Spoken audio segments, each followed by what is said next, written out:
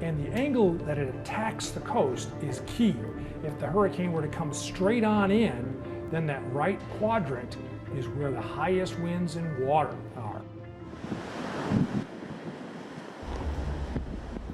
If you shut your eyes and envision a hurricane, what do you see? You see palm trees, you see rain moving sideways. You don't see the ocean coming inland. Contrary to popular belief, wind is not the biggest killer in a hurricane. It is often water, and more often than not, it is storm surge. The worst I've ever seen as far as storm surge was Katrina.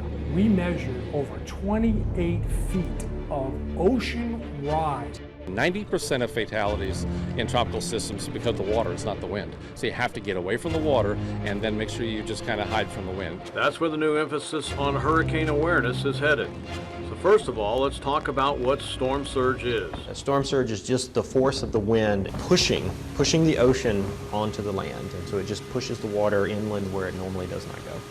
Usually the people in the first row of homes along the beach will have no problem being convinced that the ocean might invade their home.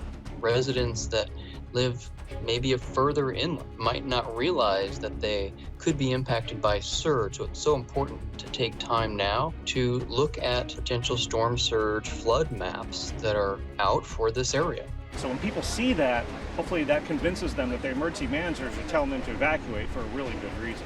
Storm surge graphics are now being used to help people understand how bad the storm surge is going to be in terms of how high the water is going to get at any given coastal location. And so this graphic accomplishes that. It tells you how deep the water could be and how far inland the water could go. Even though it rarely happens in any given storm, you must prepare for the worst case scenario. And I was looking through the damage as usual, and the husband and wife who owned the residence where I was at came up to me. They had looked at our forecast and made a conscious decision to get out, and it probably saved their life. And it's those little moments in time that drive you and propel you to make it just a little bit better. Know your risk, right? So if you're right on the coast, if you're out on the barrier islands, you know you're going to get the storm surge, so you have to have a place to go. Planning out an evacuation route is a vital part of hurricane planning. You must decide if you are staying or leaving before there is a storm in the Gulf. Where are you going to go and how are you going to get there? Talk about this with your family. Think about the places that you might go and stay, especially during these difficult, challenging times that we're going through now, where it may take some more planning than you're normally used to. If a mandatory evacuation order is issued for your area, you will have a potentially life-changing decision to make. Remember, if you live along the coast, do not take I-35 or Highway 77. You must find a way to get inland to I-37 away from the coast. It is always a good idea to know evacuation routes in case a mandatory order is issued for your area, or if you just choose not to ride out the storm at home. If you evacuate the area, plan to leave early and prepare for a longer than expected drive time. TxDOT will open hurricane evacuation lanes to help traffic keep moving. You will need to take food, water, medication, gas, and anything you cannot afford to lose. Once you leave the area, wait for the all clear from city emergency officials before attempting to return to your home. In order to return, you may be asked to provide proof of where you live. You can do that by having your driver's license or utility bill. For a look at the evacuation maps, check out KRAS6news.com or KZTV10.com. Coming up, preparing your home for a hurricane. Find out what you need to do after the break. Stay with us. You're watching Prepared and Safe, a Chris 6 News Hurricane Special, brought to you by Window World and CCAC. Whether you decide to stay or leave during a hurricane or tropical storm, preparation and planning are vital.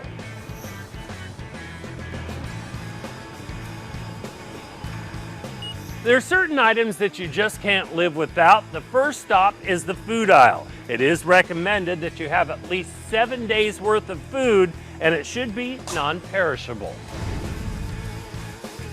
Water is a must before and after the storm. Now, it is recommended that you have at least 1 gallon of water per day for each person in your household.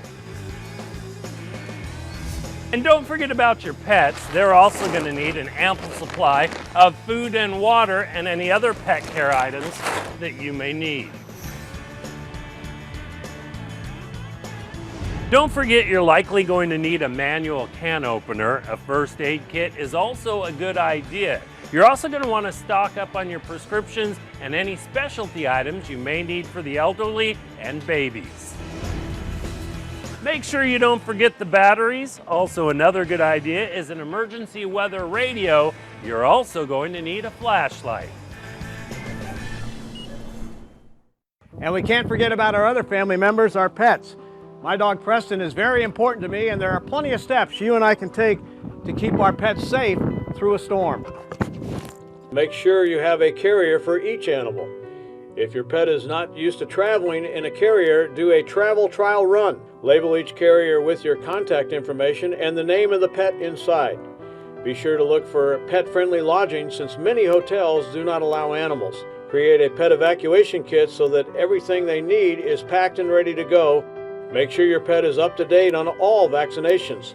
You'll likely be able to keep your animals with you, but in the event that they are boarded at a shelter, your animal must be current on all vaccinations. Have your pet microchipped. A tiny microchip is injected under the animal's skin where it remains for the rest of your pet's life. In case you and your pet get separated, in order to be reunited with your pet, you must have current ID on your pet. Create an identification file for your pet for each one of them. The file should include current photographs of your pet, microchip ID number, adoption papers, a written description of your pet, a description of distinctive markings, medications, vaccination history, and place the file in a waterproof folder or a Ziploc bag. Here's Bill Alexander with tips on how to prepare your boat and other pertinent information. As we learned from Hurricane Harvey, an area can be without power for several days or even weeks. That's why it's important to have cash on hand. ATM machines may be down and banks closed. Make sure you have copies of important documents like your insurance and medical records. You'll also need your bank account information, credit card numbers, and your Social Security card. And if you own a boat, you are responsible for finding a safe location on land to store it. And don't wait until the storm is just hours away. If you leave your boat in the city marina, you will be responsible for any damage done by your vessel. Make sure you have your boat's registration, engine numbers, and description. Take a picture of it. You may need that for your insurance purposes. Hurricane season is here. Most coastal Bend residents know what kind of destruction a hurricane can cause, and that's why we must do everything we can to prepare. The effect of Hurricane Harvey, look at that power pole. We lost radios, we've lost the internet, we lost local phone service. We have no power. It's been hot. We all had to sleep in the car just for AC. Third day with no power. You don't have power for weeks. I mean, that is something that we don't really think about. And that's what we have to think about when it comes to after a hurricane. And that's why you have to be ready, you have to be prepared. Crews with AEP Texas practice to make sure everyone knows their role during a disaster, to make sure people are without power for as short a time as possible.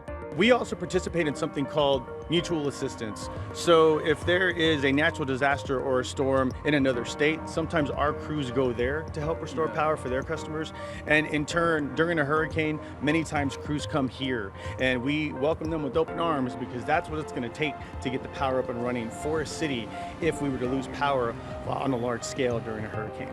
With Hurricane Harvey, we saw several downed power lines all over the coastal bend. Here is some advice on what to do after the storm makes landfall. Well, after a storm, immediately we're going to ask everyone, stay safe. Safety is the first priority. During a power outage, we always ask people prepare for a hurricane, build an emergency kit. Do whatever you can to strengthen your home to make it as safe as it can be and strong as it can be.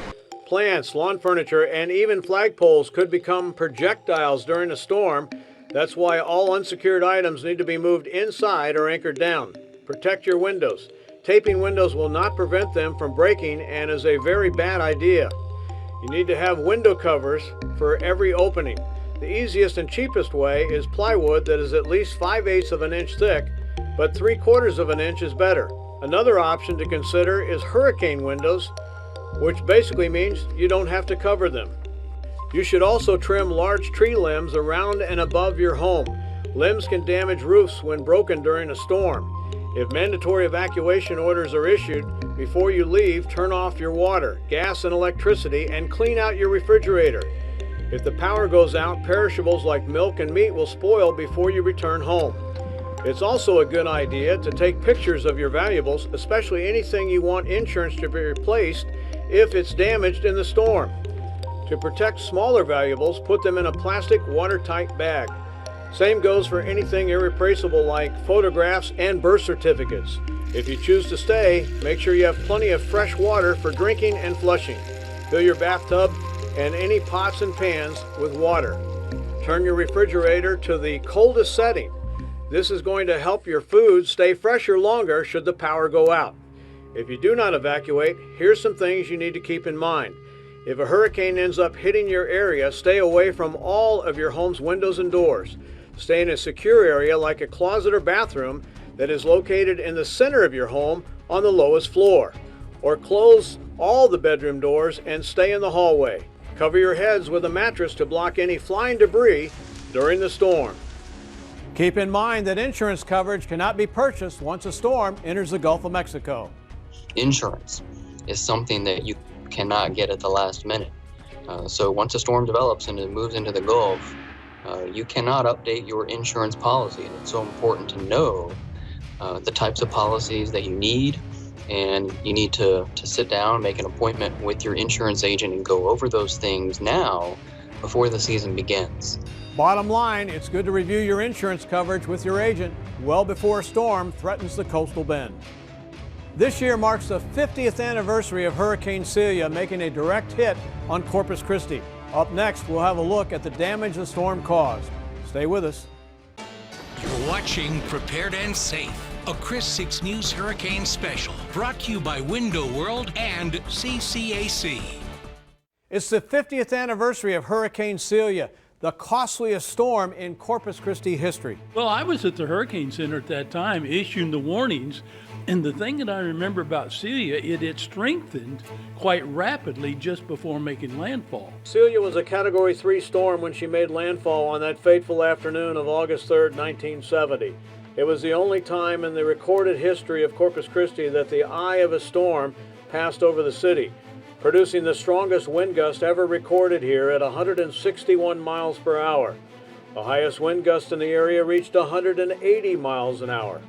Most people that were here for the storm feared for their lives. When that storm moved into the Gulf of Mexico, it was just a tropical depression, but over the course of a couple of days, the storm intensified, and in the last 15 hours before landfall, rapidly intensified, very similar to Harvey. Celia killed 15 people in South Texas. The storm ended up causing more than $500 million in damage.